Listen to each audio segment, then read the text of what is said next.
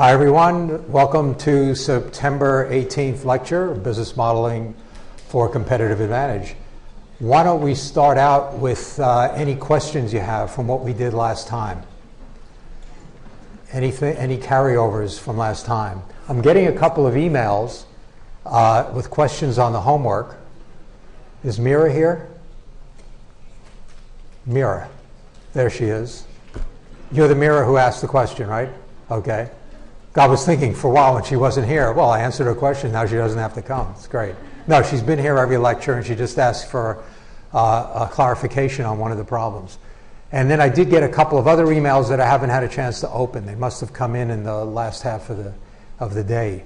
Any of you want to, Amir, was one of them from you? So, one question. And say it loud so that Tom can hear you in the back. So, when we want to do buttons, yeah. Option buttons or ready buttons. An option button in a group box, let's say. In a group box, and we want to do two sets. For some reason, it just selects one exclusively. So you hit one, all the other ones there, and it would go, the result would be 1, 2, 3, 4. And there won't be like two exclusive sets, like you can choose, any of those two and any of those two. Oh, within a given group box, my understanding is all the buttons in there have the same cell that they link to.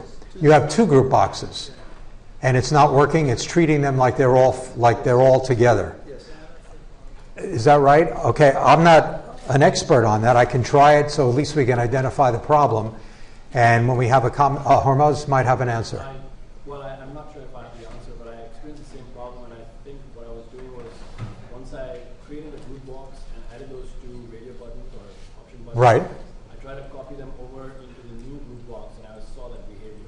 Then I did not by copying them over, but I sense that Amir created the two separate disjoint group boxes. So I also created two group boxes. Yeah.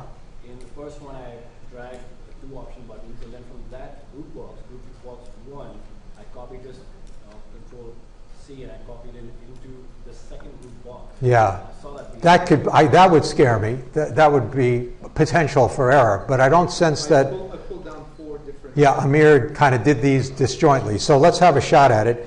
The question for the recording, for those who aren't here, and it doesn't seem like there are 115 people here, does it?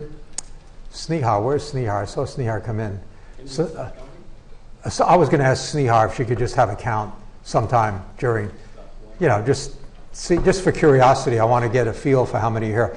If you can't make one of these lectures because you've got a business trip, family emergency, something's going on, let me know. I'll still give you the code word. That's fine. That's what it's for.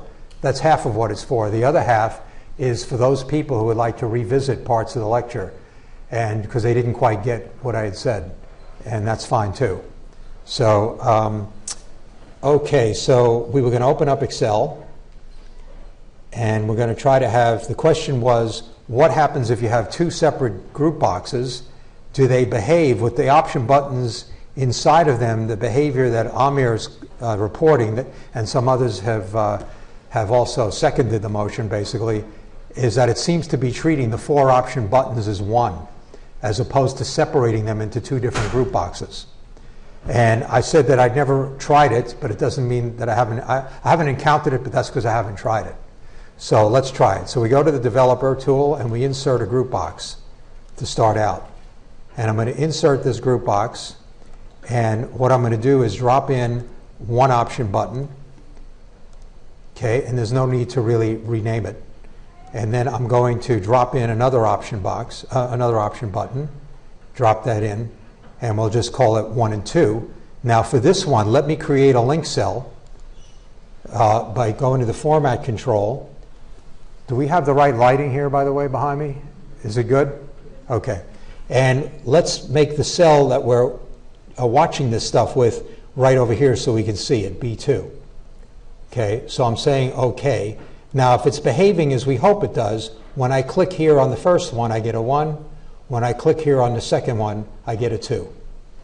So far, so good. But now is the problem that Amir says he's encountering. He goes in to create another group box, and he puts that over here. And he drops in a couple of option buttons. He comes in here, and he drops in option button. Does it have a number? Yeah. No? Doesn't have a number. Oh, yeah, it does. 5. Okay. And insert another option button. Put it in here. Let me go to the format control. Format control. And let's make that cell link something like here. Okay. And then close it. And let's see what happens if we go in here and click this one. What did I do? I hit cancel. Bummer. So go in here, format control. I didn't say OK. Was that the idea? Yep. Thank you. OK. So we want to go here and say OK. So that's got a 1 there, and that's got a 2 there. And this is a 1 there and a 2 there. So it seems to be OK. Yeah, I did this. I found it like that. It seems to work. So there must be something that you did. Maybe you didn't define the link cells separately. Somehow they got the same link cell. Because if I did link it to the same cell, then I'd probably have 1, 2, 3, 4. But I don't even know what would happen actually if I put them in 2 different group boxes. I'm just not enough of an expert on When it. I open the second one and I look at the link cell, it's actually linked to the first one. When I change it, it changes the first box also. Okay. Anyway, Sorry, I can't account for that. This is like you bring the car to the mechanic, right? You're having all that problems. When you bring it to the mechanic, everything is fine. Runs like a charm. Sorry about that. But we'll still charge you for the visit. Okay, Pankaj. I have a doubt in the question number 5. Can you pull up on this? Is this question number 5 on the homework? Yes. Okay, everyone starting the homework? When is the homework due? Sunday night? At 8 p.m. So does anyone object if I answer Pankaj's question on that? No, okay, good. So, okay, so I'm closing this guy. And we're going down to the homework file. Homework sets. This is the depressing thing. When you go to this file and you find that there are so many homework sets. Actually, there are probably 5 in this class. But I haven't really paid attention to 2, 3, and 4. I haven't done them yet. That's why they're hidden from view. You see that? Okay, homework 1 is not hidden from view. So I've got to go in there. Boy, it's slow here. It's amazing how it's faster at home than it is here. Okay. While I'm on here, let me just suggest some things. For this particular segment of the course, where we're becoming power users of Excel, there's maybe 1 extra problem here to work on, 1 or 2. When we get to optimization and simulation, and you click on the folder of other problems to consider, there'll be several problems. And you might want to try those. They're like supplements to the examples we're doing in class and the homework. So if I was studying for an exam, for example, I'd go over those if I had the time to cement my knowledge of the class. Okay, that's what's in here. That one doesn't have very much. Here's your homework. Here are the solutions, right? But you see the little note under here? They're set to appear on September 23rd at 8:05. Is September 23rd Sunday night? Probably, okay? And then, bang, they'll appear and you can check your work. Oh, while I'm talking about that, the ground rules are, this is in the syllabus, you have 1 week to check your homework and self-assess your grade and report it to Sneha. And you'll find her in the address list, right? It says instructional something or other, Sneha Deshpande, okay? And the self-assessed grade doesn't mean you enter 100 and send it in. What it means is you realistically go over your homework and you figure out, and the rules are in the syllabus. If you had it just about all right, you made just 1 tiny little error, maybe that's a 95.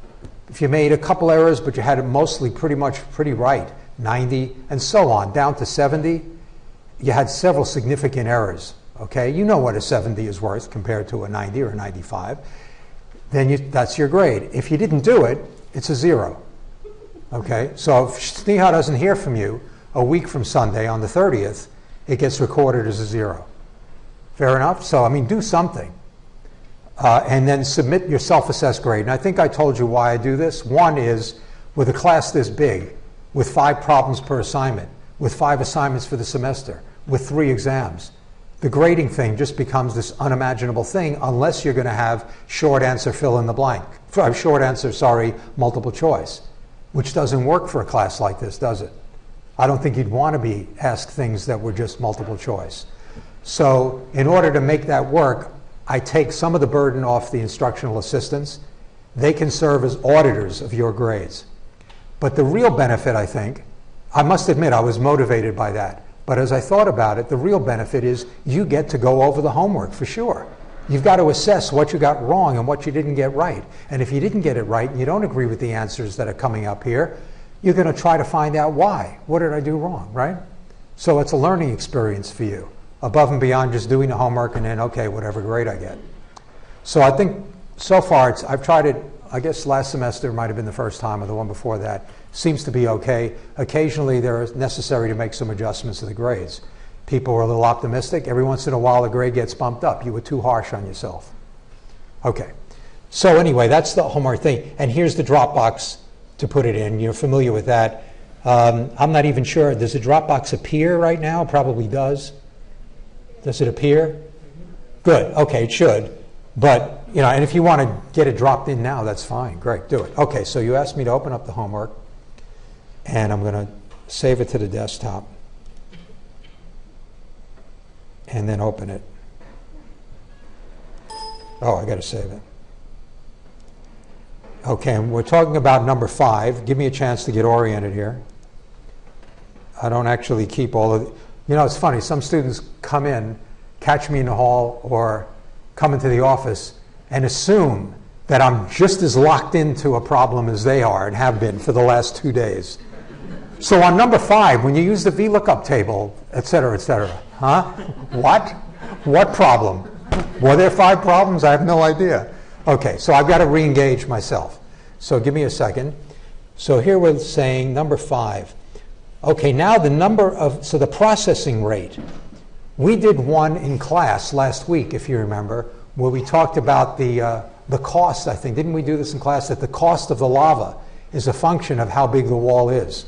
There were quantity discounts, right? So this is of the same kind of genre. And it says, suppose the number of cubic feet per day a crew can build is a function of the hourly wage. So if we're paying them kind of minimum wage, then they do 60 cubic feet. And on it goes up. So that was all. Pankaj had the question. So let me, now that I understand what this is about, let me get the question that he has. So when it says wage less than equal to 9.70, right? And Yeah. then again, it says if 9.70 less than equal to wage. My problem is the equal to is coming in both the criteria. Fine. Okay, that's a good point. And now that I look at it, I would like to amend it. Right. And I would say this should be strictly less than. Less than, okay. I'm sorry for the confusion. Thank you for clarifying. So if you're strictly, your name, please? I think she knows it. She's looking for the card. Hopefully that's the cause of the delay. What is it? Elizabeth. Elizabeth. I have another question about that question, that is regarding the change the model to allow these varying wages. Well, hang on one second. Have we answered everything about Punk? Let me just make sure that I've got these all right. So, and then we'll get to your question. So it should have been less than 9.7, that 980 that. Then between that, then if less than or equal, wait, hang on. This says less, if the wage is greater than or equal to that, then so that's okay. Yes. The rest is okay. Yeah. So thank you very much for pointing out. That should have been less than. Okay. Now, Elizabeth, sorry. My question is the following. You request to modify the model to allow the varying wages, but already in 1.2, we added a scroll bar to modify. Yeah, you've already, so I think what Elizabeth is asking is, in prior questions, you've already diddled around with the model, and it may not be the same way it looked initially. Is that right? So now, where do you pick up from? If I modify again, how I'm going to. So I would say, providing we can see what you've done, and a good idea, when you do, so I'm very generous in terms of part credit, as long as I know what the method behind your madness was. And what did we learn are a couple of ways to annotate your spreadsheet. Comments and text boxes. So if you put a text box in saying, I started this problem after doing such and such, okay? I didn't think there would be much of a conflict that would make that an issue, but which one? Okay, so this is the spin button, and you're saying it's going to depend on what is the spin button doing? That's changing the scroll bar. So what number is that? Does that come later? Number 2. It says spin button. Does yours say scroll bar? Keep reading. Spin button to control the cost of brick, and a scroll bar to the wages per hour for the wages. Okay.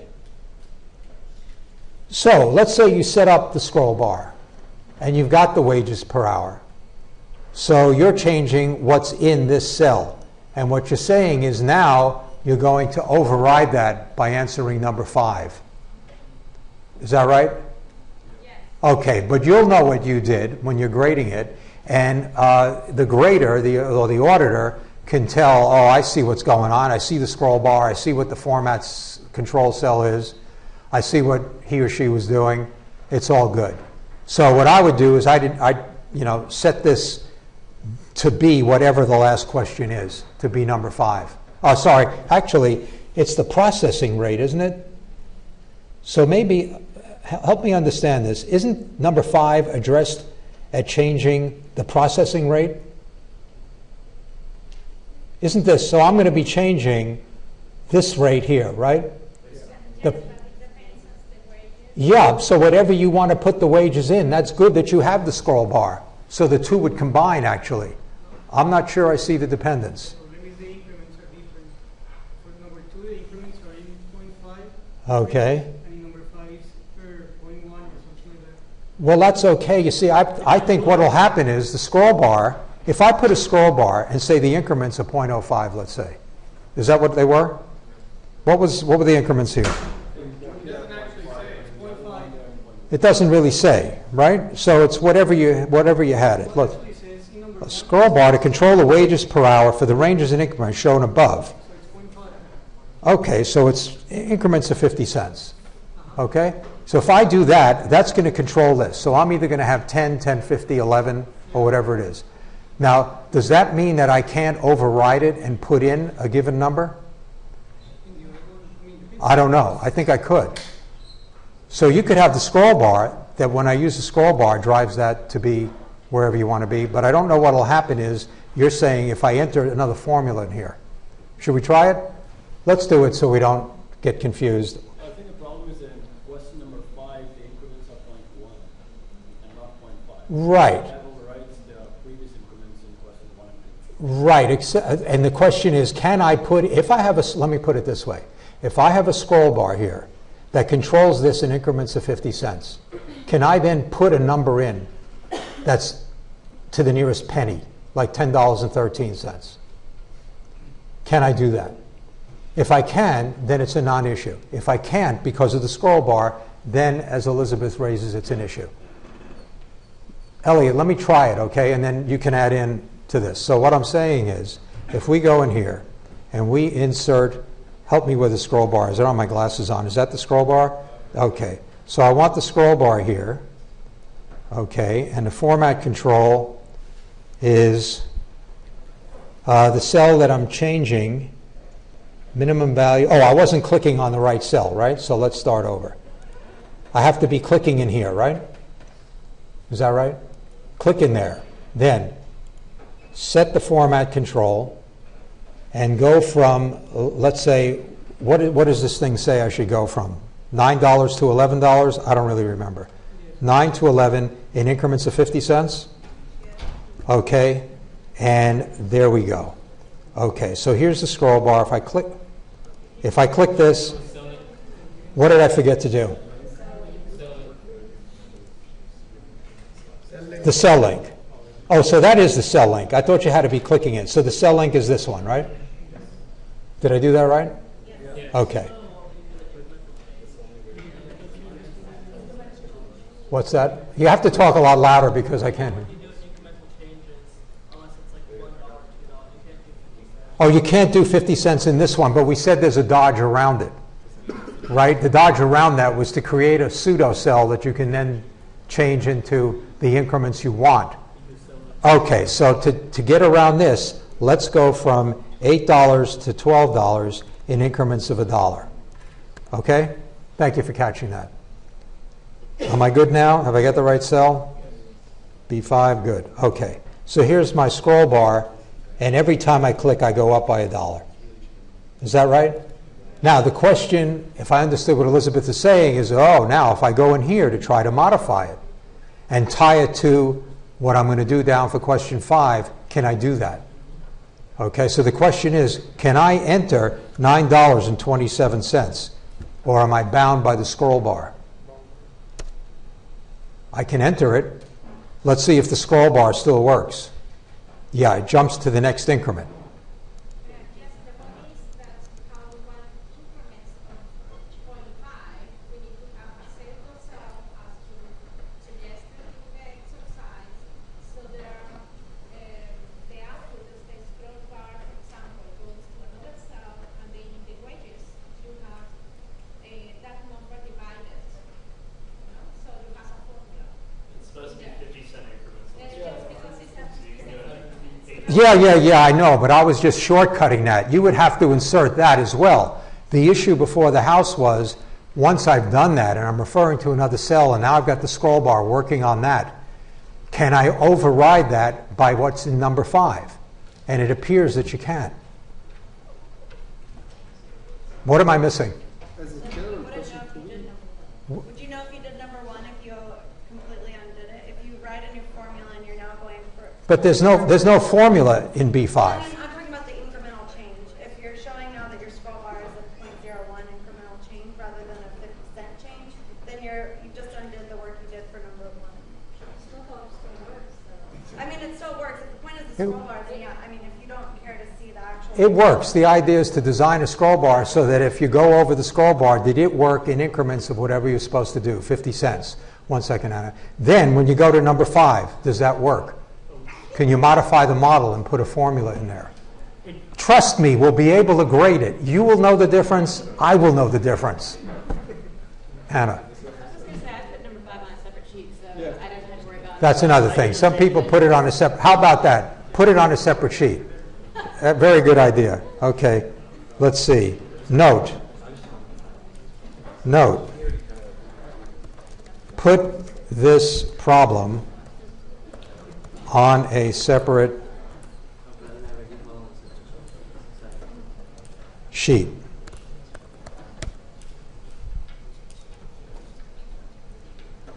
How's that? I can't see the...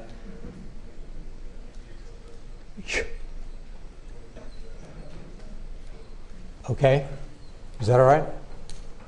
3 more questions on this thing. And I thought I was going to progress where we were. Jacob, is it? Yeah, at the end, it's asking you to set the total wall cost to $9.90. Now, do you want us to use... What, at the end of what? The end of problem 5. Okay. Okay. Right. Now, when we originally start out, lava is $3 per square foot. We also do a goal seat, and then we change that. Set it back to $3. And you can always annotate what you did in the goal seek in a little text box. Eric. Number 2, you say you might need to set up pseudo increment cells, but I don't see how to do it without. I mean, I got it to work. I think you have to set up this cell. Okay. So the difference is that between a hint and doing the problem for you. The hint gets you to think about it. And some people will think about it and say, oh, I don't know, that doesn't particularly resonate. If it said you had to do it, then it takes all the fun out of it. Now you can think about it that you might have to do it and then say, maybe I should do it. But you've taken that final proactive leap. Won't you feel better about that? I mean, some people like to be automatons and told what to do, right? So I'm giving you the opportunity, just throwing out a couple of hints. Okay, good. I don't want all of you out there to be like Romney's people who are totally dependent. Totally dependent on the instructor. Can't do anything. You're all slackers. Totally dependent on everything I say. There was another question. Yes, Amir. In the goal seek, we set it a certain value. Is there a way that you say it's greater than this value rather than it's that particular value? Yeah, so there's another little twist in the wording, because I said, what do you have to set it to so that the thing drops below? Okay, well, there's no below in goal seek, but the idea is to be kind of creative and think, okay, what if I find exactly equal to, then a penny less than that would be below. Right? I mean, that's the thinking, is that it should... You can do that with data tables or with a spinner or... Yeah, something like that, or goal seek. The question is how much of increments? I mean, are we looking at 1 cent increments or... Gee, I don't know without reading the whole thing. I would say use your judgment. Sometimes, and you'll see this particularly later on, if you're trying to find like a goal seek type thing, it's first pays to start with big increments and then narrow down the range. Like if I was doing a data table, I wouldn't do a data table from $5 to $12 in increments of a penny if I was looking at something that was a result of the change of that cell, right? Because then you'd be having, what, from 5 to 7,000 whatever lines. That's crazy. I might do it in 10-cent increments or even 25-cent increments from $5 to $12. Now I've got it narrowed down. So it's between $7 and $8. That I can make another data table in increments of a penny. That's how I would do it. Channing has a question. So for number 1, when doing the two-way data table, and you're linking your row and column. Okay, so we're doing a two-way data table. That means two variables are changing. Right. And let's see what's changing. The cost of brick is changing, and the wage rate is changing. Right. So my question is for the wages, do we link it to B7 for the total label per hour? So No. I'm sorry. It's the wages per hour. That's not clear. It should say it says wages per hour. Right, but I just thought because the whole problem is based on the total cost. That's right. Based on the benefits, right? Absolutely, and everything else, and the processing rate, and everything. So That's. if you linked it to just the wages, would it not account for the benefits? And then It does account for it.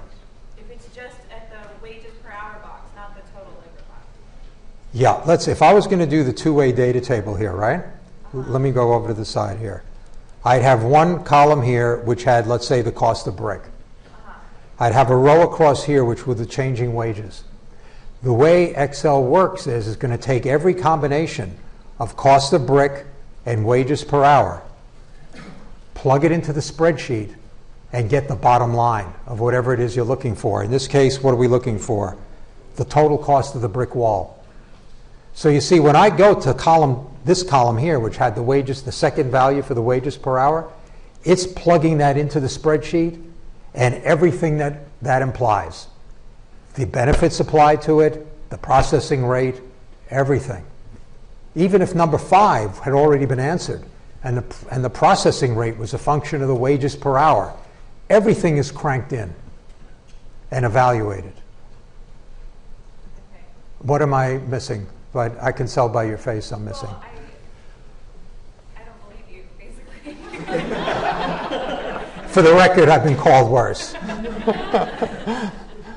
to you about it later because I still think in my head something should link, and The linkage is, would you agree? I'll show you. When I change this number here, are other things changed in the spreadsheet? In fact, let's go to formulas and trace the dependence on that cell. Oh, it doesn't like that? Why not? Where was I? Here. There's no formula. I see. that's my question because it's not linked to anything. I see. However, it is a precedent of several things. Oh, that totally. Yeah, because it feeds into this, doesn't it? Okay, because the total wall cost feeds into that. Yeah. Okay, now I understand. Okay, now it makes sense. Now I believe you. Thank you. I was waiting for that. That was the right paren on this whole interchange. Thank you. Okay. Any other questions on the homework? 5 is a little tricky, but that gets close to what real modeling is, what you're going to do in spreadsheet modeling.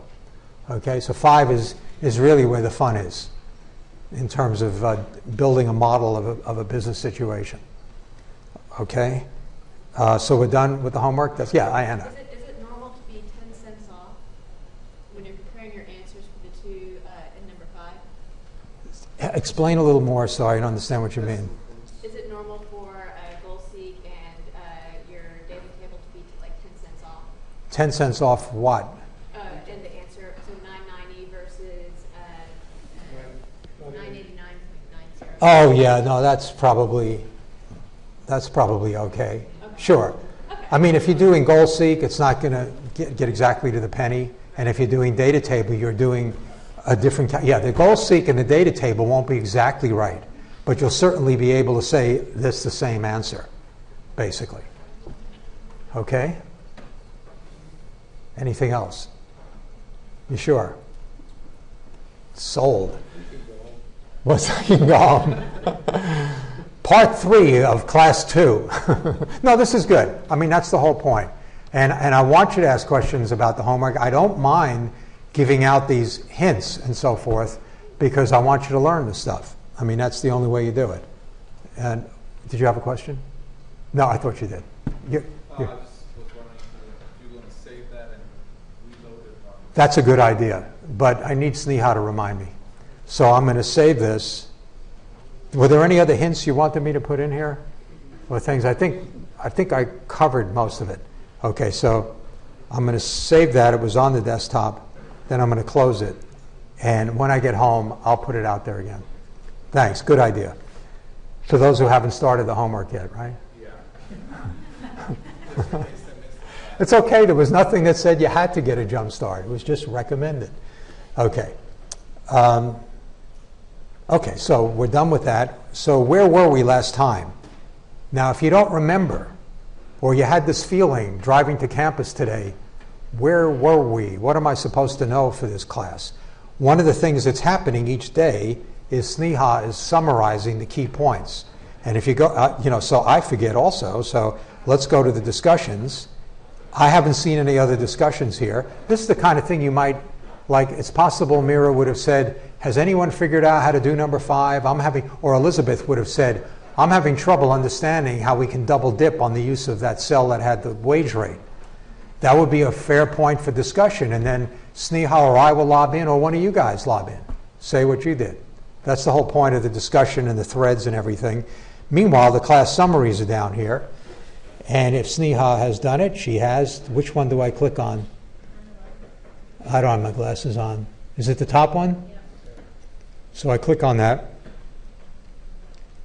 I thought I clicked on it. Can't really tell what's going on here.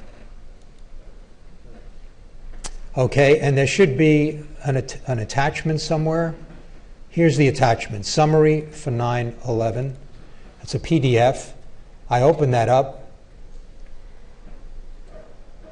And here it is. This is what we did last week. Okay? Filter, advanced filter, pivot tables, solve the wall. Okay? I wonder, Sneha, if I didn't say the follow-ups, like make sure you view the video on pivot tables. Did I say that? I must have said that the week before. Okay, so we're good. So we solved the wall, and if there was nothing to think about for this week, then we're good. Now, what? The more advanced thing to think about on the sheet. I did say to do that? No, that's where we stopped. That's where we stopped. Good. Okay, so the wall is allegedly somewhere here. Let me just see if it's a recent file on this thing. Here's the wall. Okay, so let's bring it up, and we finished. We had the wall filled in, and okay, the wall filled in. We said think about these things, right? Is that what I said? Oh, I think I probably said think about these so we don't spend a lot of time in this class going over it. It's all flooding back now. That's the kind of thing that would be great if you can capture, because then I can pick up right on there. Okay, so we can do this by asking the group, or I can kind of do it, and you can tell me if I'm on the right track. I'll probably do a blend of that and ask you, give me the hint.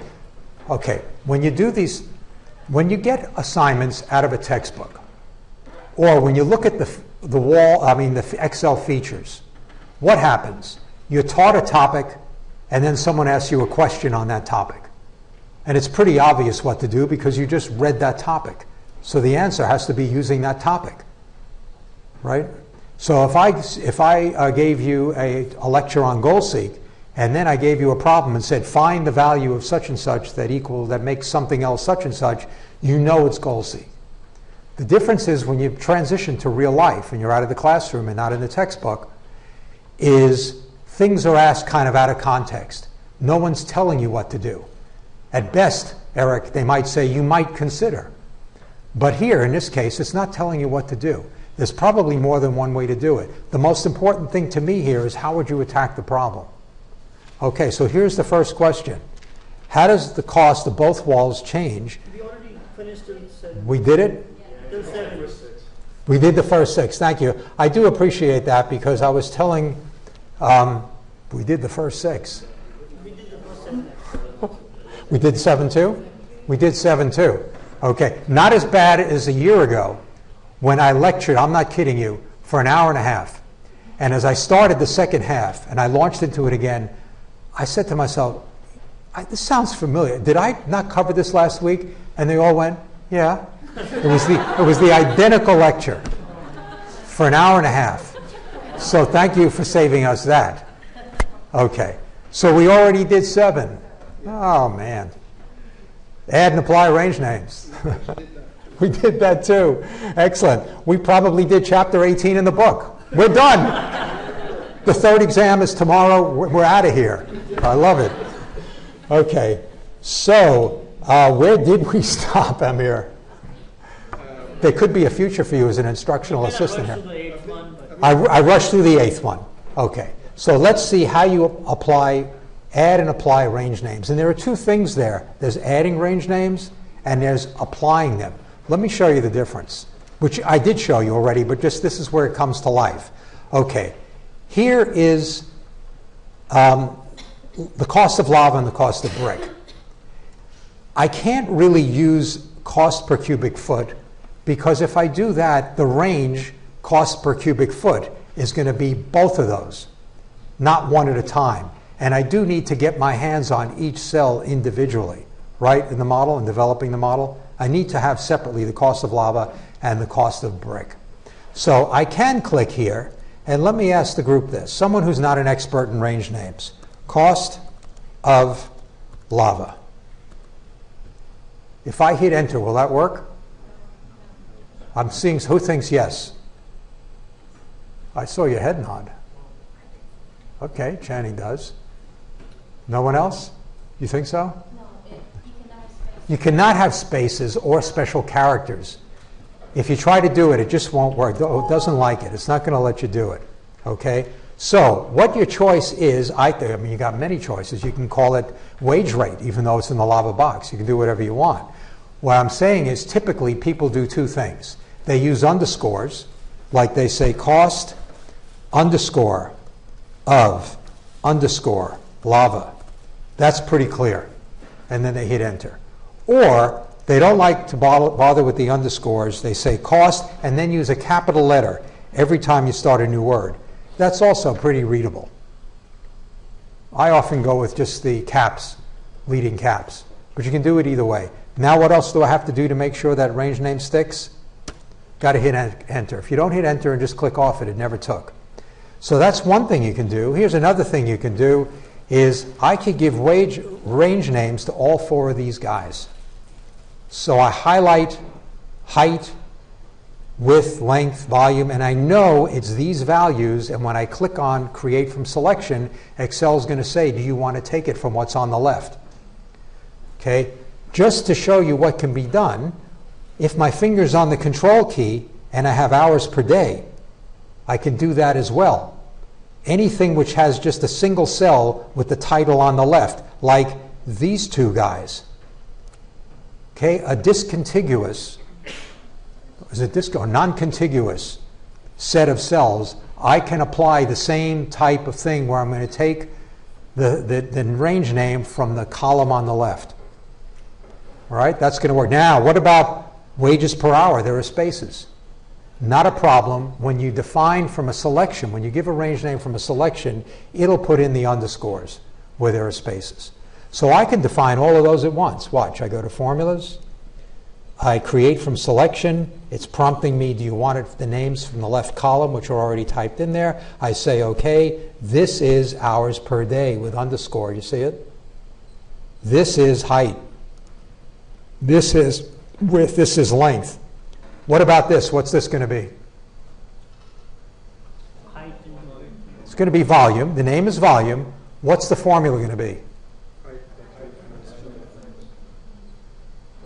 Oh, apply. No, I have to apply it. Because I've created the range names for height, width, and length, after I'd already created the formula, you got to go back and apply those names. So the only question here is, where do you find apply? Okay, a lot of people, I mean, you can't break Excel, so you can try it. Let's try right here. Oh, there's apply. How lucky. And then you just apply those. Now, when I click in here, it's height times width times length, which is what you wanted. Excellent. Good, so we got through that. How about number 9?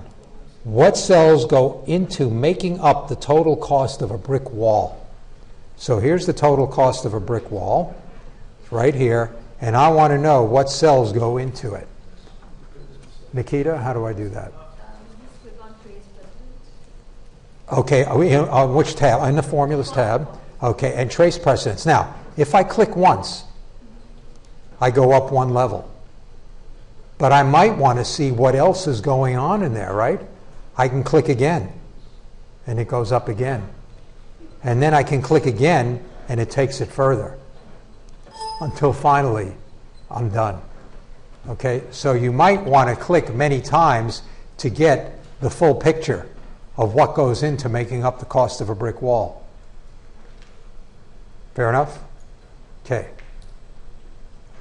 Any questions on that? Remove the arrows. I have a question on the names. If you already named it something else and you want to change it, but you have it in an equation, can... Yeah, changing range names was extremely painful in 2003. In this, I don't really remember and do it. So you're saying, suppose I wanted to rename this, like many people mispronounce it and call it height, because they hear of width, length, and they imagine it's height, with an H at the end. So you're thinking, oh, that guy made a mistake, he called it height. So if I go in here, it's already called height. What happens if I change it in there? I really honestly don't know. Let's find out what happens. I add the H, I hit enter. It didn't like it because it had a range name. So you've got to go to the name manager and manage the names. So what you have to do is go into the name manager, which will list all of your range names and where they are. And what I would do, if I were you, you're Myra, right? Myra, what I would do here is, there is an edit possibility. Oh, look at that. It also created height here as well. Look at that. In what cell? Did it put it in the right cell? Wow. Yeah, I think you just need to delete the other one. So then I would delete the other one, because otherwise they're both active. That's interesting. So you can give two names to the same cell. Boy, that can confuse things. Not recommended. Apparently you can do it. But you would think that Excel would really come up with a big flag on that, because then you could really confuse people. Good question. Any other questions on range, or what did we just, oh, the precedents. So we got that. All right, next question was, what cells depend on the value set for the cost of lava? Here's my cost of lava. What is going to depend on that in the model? So I've got to learn some more names. So I need to randomly call on people. Where's Nguyen? Nguyen? Nguyen's not here? I made up a name card last week. Okay, he's not here. I know some of you, but I don't know. Hyro, I know who you are, but I don't know the gentleman. Is it Humphrey, maybe? Yeah. Oh, because then I do know. So I don't know your name. Nguyen. How do I spell that? Nguyen. Okay, Nguyen. Okay. That's your first name or your? First name. So you're Nguyen. Okay. But there was I thought it was a woman who asked me for a Nguyen card. That's your first name, though, right? What's your last name? Yep. Okay, got it. Nguyen. Okay, how do I find out what in this model depends on the cost of lava? You go to the trace dependence. Right here. Click once, and then I suppose if I clicked again, did it take it further? I think it takes it further.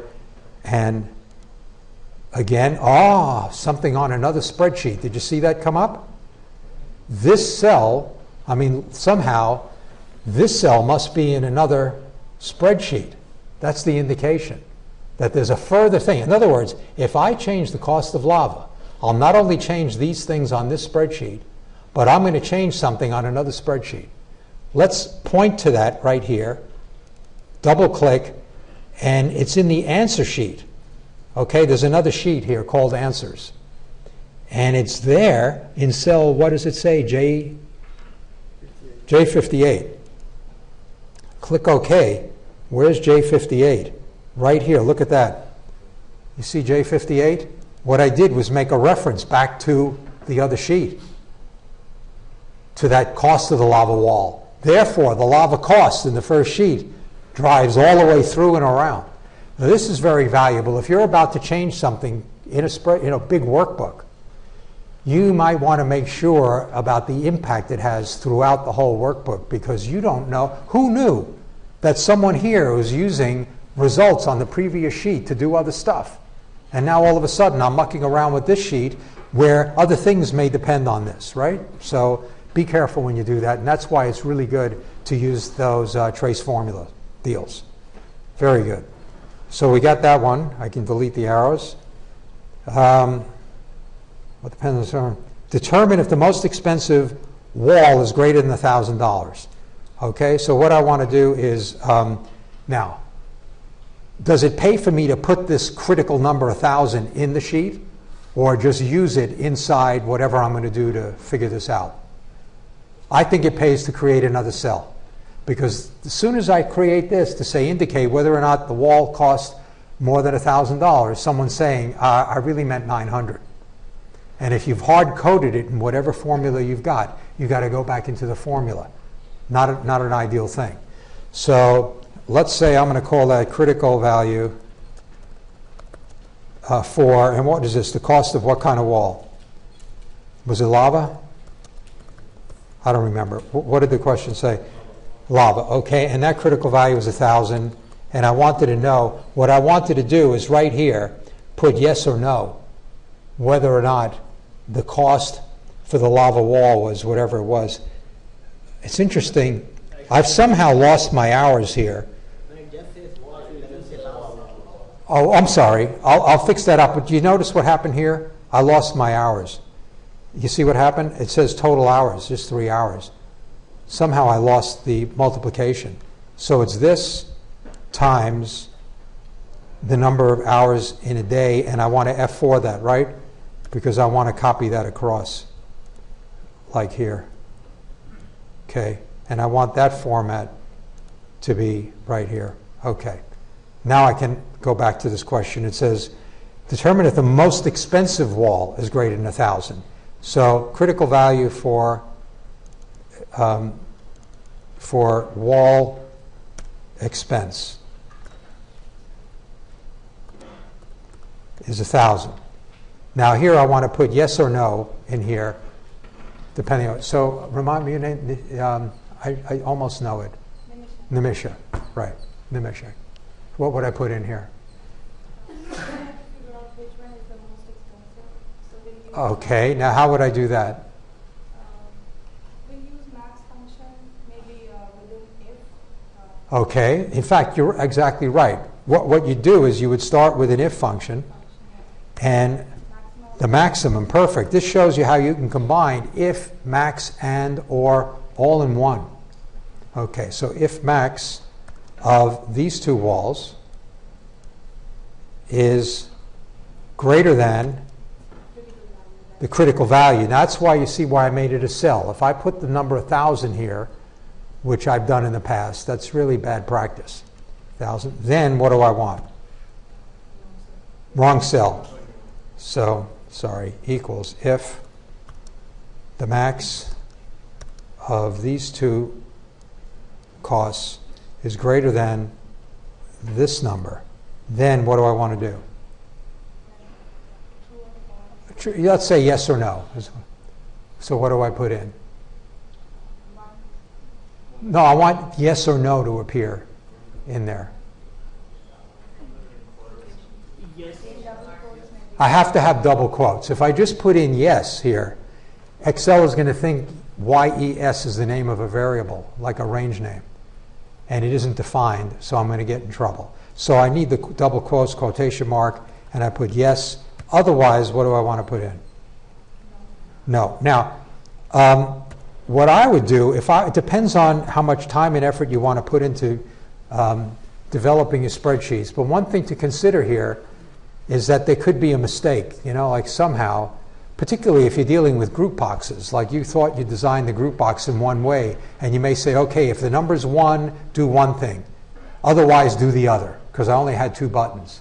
What happens? Someone accidentally, or you forgot, you put a 3rd button in there. So now it's neither.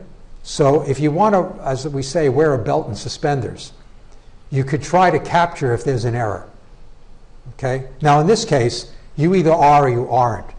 So I guess I was talking ahead to another example, because here obviously there's nothing that could possibly happen. If it's not greater than the max, what else is there? I mean, that was the simple yes or no question.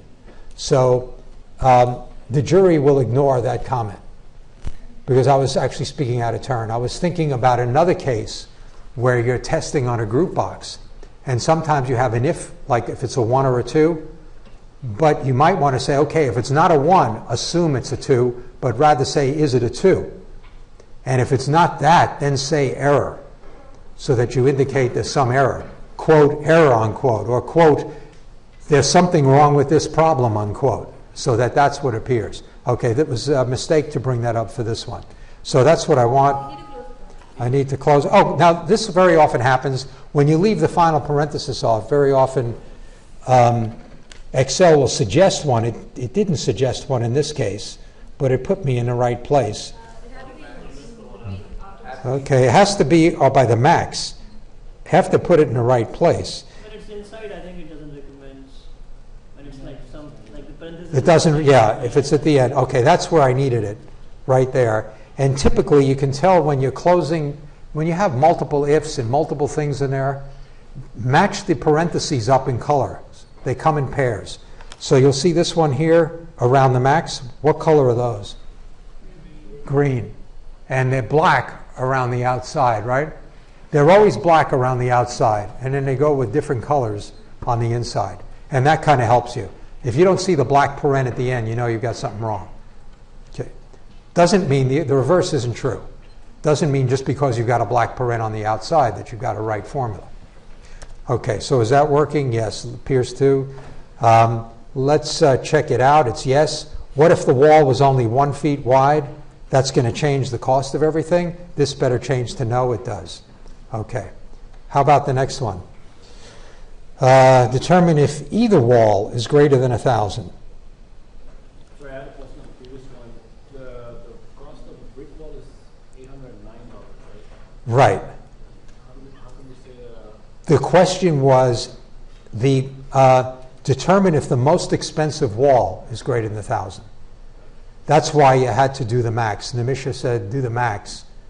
Then that's the one that we're comparing.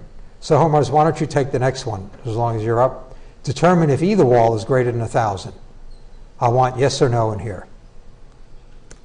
Okay, so we use again, we use a or condition with if. Okay, first the if, then the or. Okay. They both cells, B90 and C90. C90. Do I need anything else? That's not a logical statement. Actually, B19, the way you have it now, if I put a comma now, it's just going to say is B19. And I don't know how it's going to evaluate that. That's not a logical statement. That's just a number. What's the rest of the logical statement?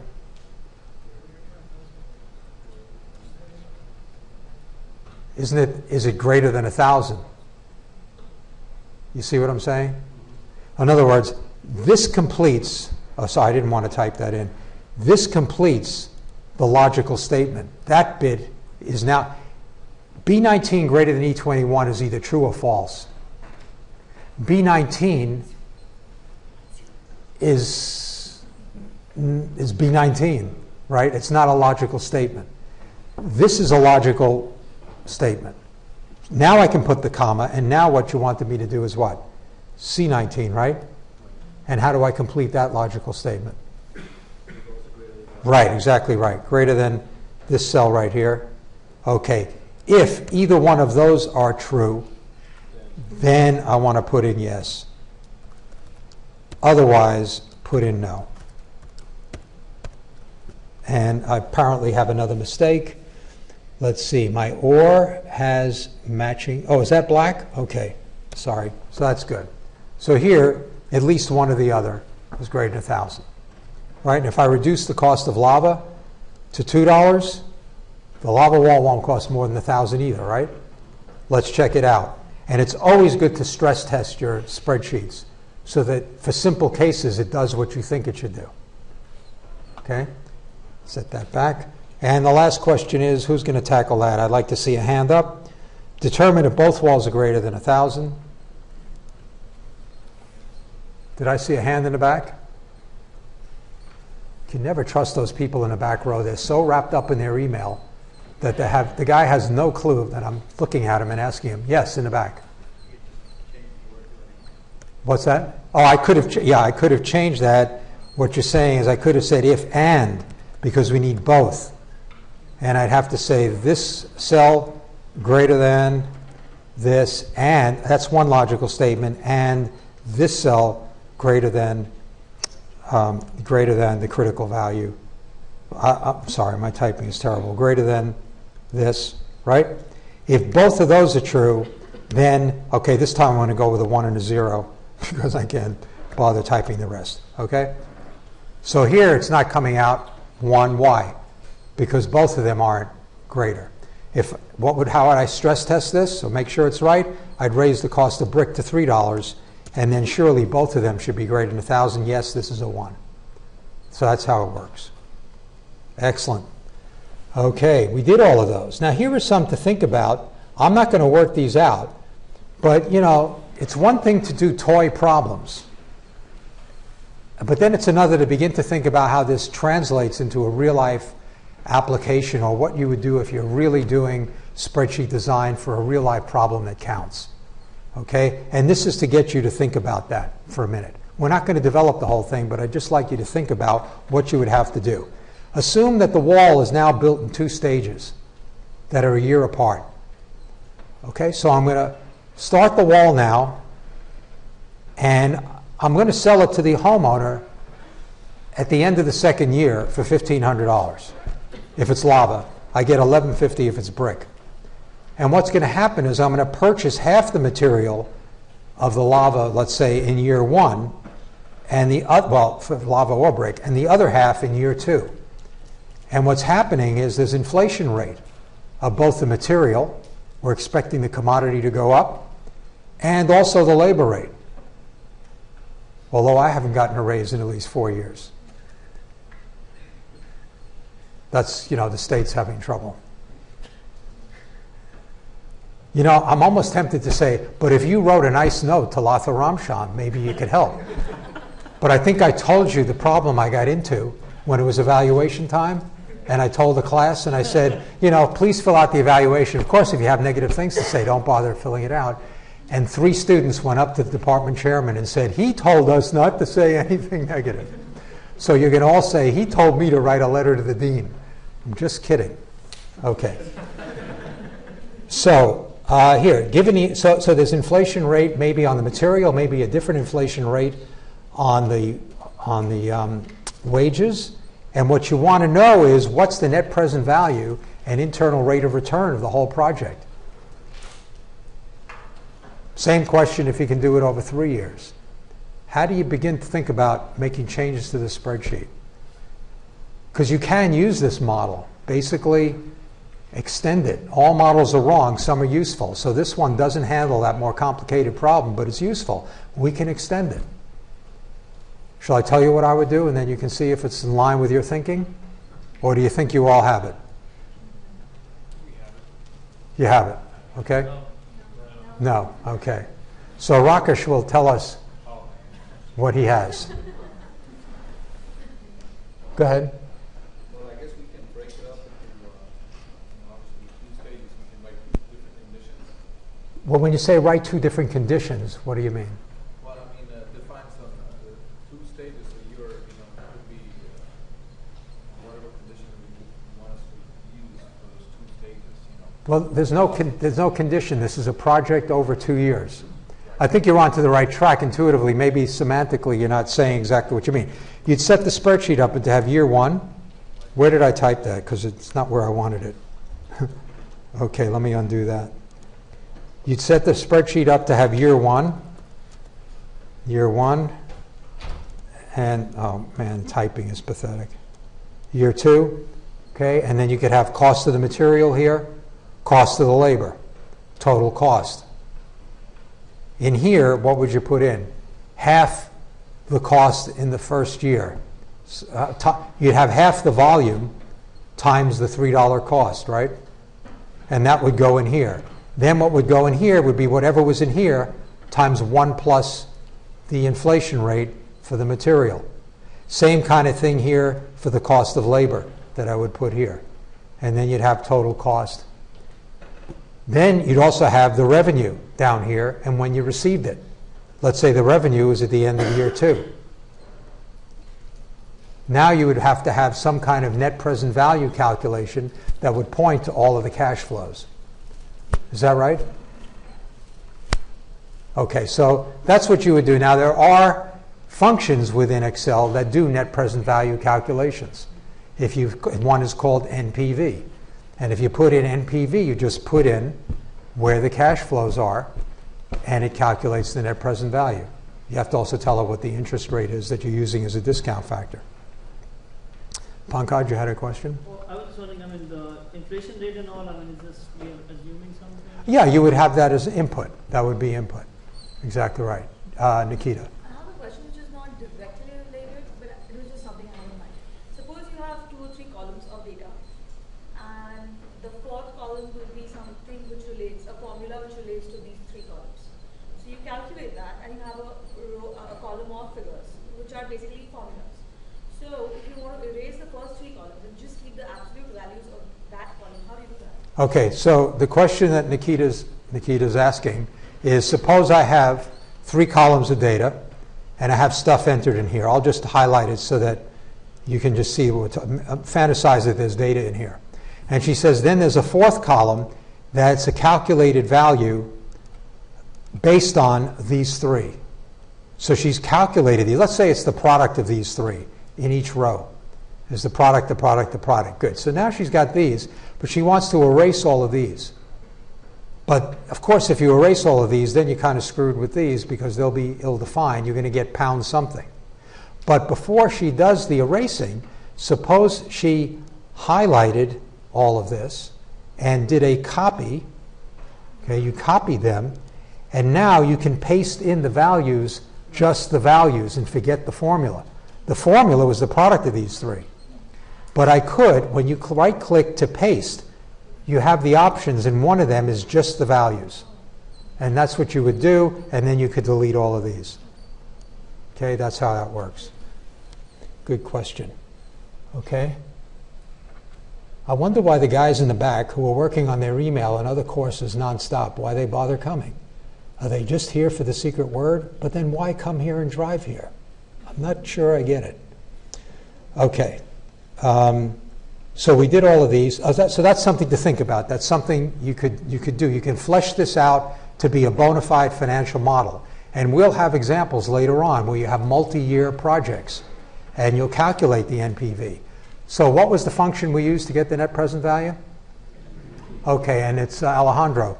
What is the assumption on when those cash inflows or outflows take place when you use NPV? Sorry? Taking takes it to today, but does it assume these flows are at the beginning of the year or the end of the year? Actually, you can set it, that's one of the parameters, you can choose. But it's going to be either or. It's going to be at the beginning of the year or the end of the year, right? What do you do if the cash flows happen in the middle of the year? You know, like it's August 13th and boom, there's a payment of $10,000. October 19th, income $5,000. What do you do? Regular MPV won't work, but ever since 2007, there have been new functions added called XNPV. And if you do that, watch what it looks for. Not only, if I type in NPV, I'll just show you this. What is it looking for? The array of the values, right? Is it also, and it has the rate and all of the values. But what if I make that XNPV equals XNPV? That's looking for the rate, the values, and the dates. So you can actually have dates all over the place, as long as they're in order, in chronological order. So you can actually have cash inflows and outflows any time of the year, all over the place. Yes, question, what's your name? Roy? Okay, Roy. So, but the rate is driven by the period specified, right? Well, the rate is typically like an annual interest rate. So, yeah, if you're thinking in periods, let's say if you wanted a monthly rate to discount it monthly, then you would have to take the annual rate divided by 12. But here I was thinking about annual rate. You'd put the annual rate in, and you just have to put in the cash flows and the dates. Boom, takes it into account. A rather incredible calculation if you think about it. Anyone who's taken the finance class, think about how that would kill you to try to figure out what fraction of a year we had the cash flows at. You follow what I'm saying? It would be a very complicated calculation. No questions? Good. So that's what you would do there. How about this one? Suppose another building crew comes along. Amir has a question. Can we look at the IRR as well? The IRR, good point. So Amir is saying the IRR is the same thing. In the old days, you had IRR. You'd put in a best guess to kick off the algorithm and get it started. But the cash flows would have to be all at the beginning of the year or all at the end of the year. With XIRR, cash flows can be any time, all of, through the years, any dates, and it'll work. Finds the internal rate of return. So do we need to put the guess rate? Or? I think you need a guess rate. Let's see, equals XIRR. Let's see what it's looking for. It's looking for the values, the dates. Oh, the guess is optional apparently, because it's got it in brackets. Okay, whenever you see something in square brackets, it means it's optional. You don't have to put that parameter in. But I think it's probably best because the calculation can get pretty hairy, and it's one of these nonlinear deals. We're going to face this when we have nonlinear optimization. Let me just show you something. If I haven't shown you already, I knew I was going to lose this one day, and I know where I left it yesterday at a lecture at the Hilton Hotel downtown. And I didn't replace the little stylus. So I don't know that a pen is going to work. I'll try it. Let me just see, because I was going to draw something for you.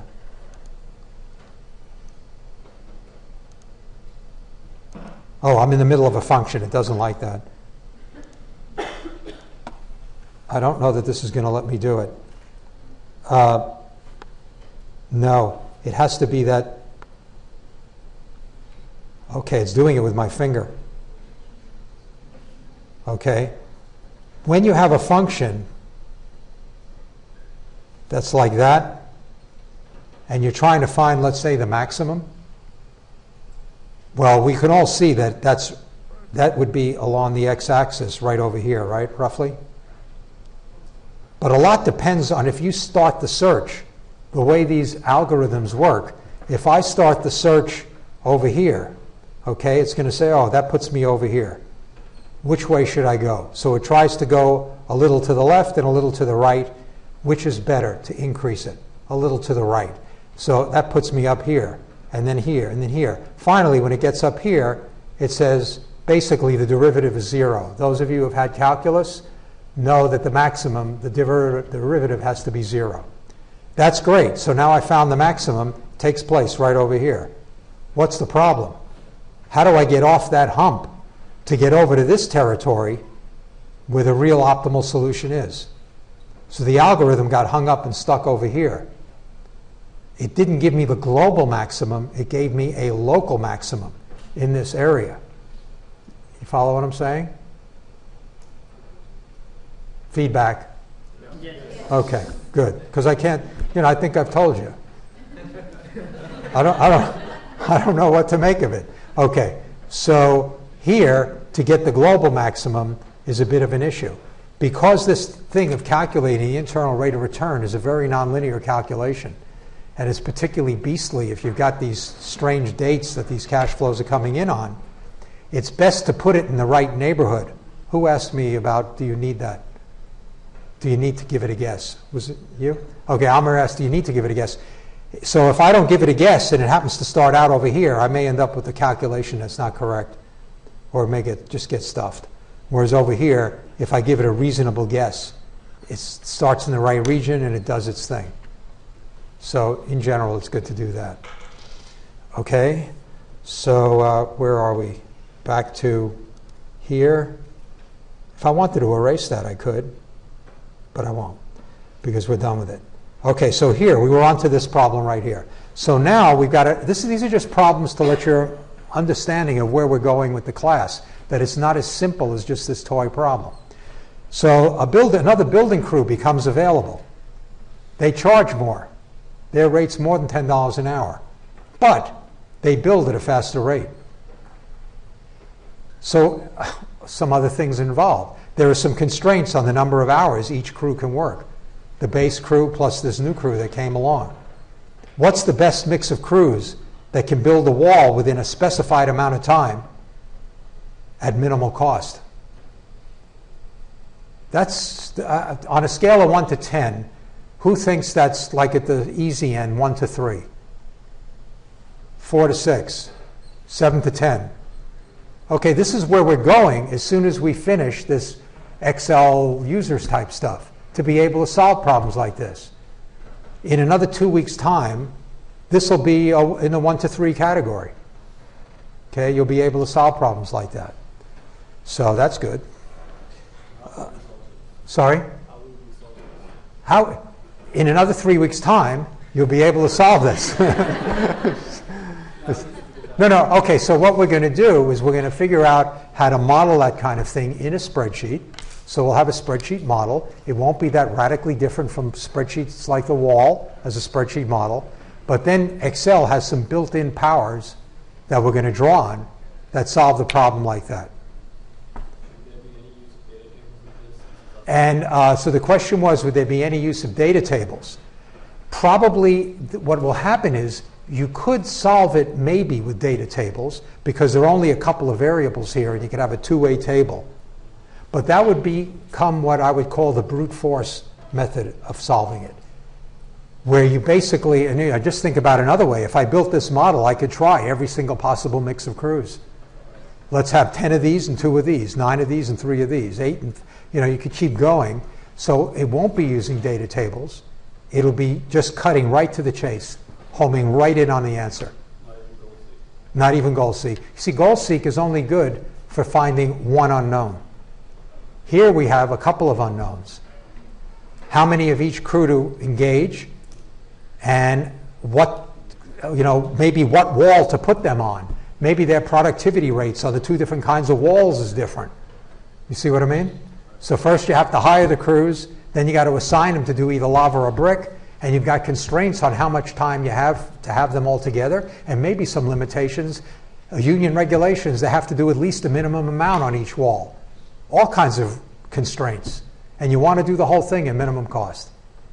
That's more than a goal seek, because a goal seek is just finding one missing variable. But it's like goal seek on steroids, basically, because we can handle multiple variables, hundreds. I'm sorry? It's like a super goal seek formula, only it's called something else. You want me to reveal it? Maybe that'll be the secret word tonight, so I don't want to reveal it. No, it's not. No, it's in here, and we'll get to it. And I'm just trying to build up to it. Actually, you're helping me because you're proposing these kind of manually intensive, more difficult ways of doing it, which is the evolution of the process. And to appreciate the real way you do it, you want to see what you're saving by not having to go the other routes. Okay, that's where we're going. And I don't want to tell you what it is. Some of you probably already know it. You've had it in an operations management course, so you've taken it somewhere else.